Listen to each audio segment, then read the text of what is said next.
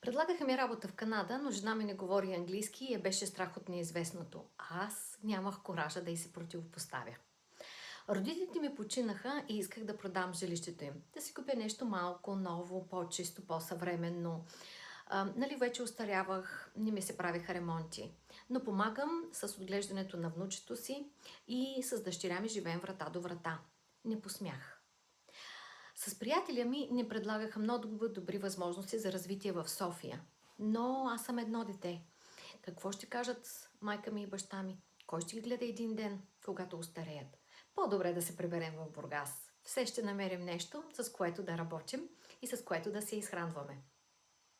Имам още безброй много такива сценарии от практиката си на яд, на дълг, на вина, на пренебрегване на себе си, на липса на воля, на слушане, на неслушане на шепота на сърцето, а вика на много други силни чувства. Все е първопричина за възпалението на ставите.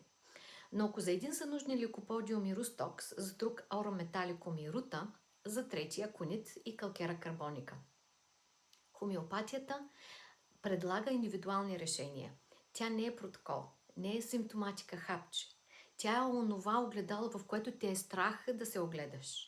Но докато не застанеш в цял ръст и не си простиш за тези решения и не се огледаш с любов за това, че те са били най-правилните за тогавашния момент, но те могат да бъдат ревизирани сега. Могат да бъдат пренаписани и да се тръгне в друга посока, с любов към себе си и с прошка към света. Но ако хомеопатията помага на ниво душа, не можем да пренебрегнем и ниво тяло.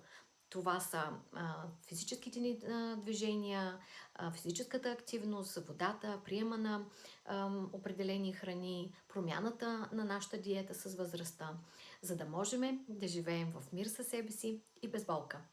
Carpe Diem с Homelistic.com и мен Мариана Брайти.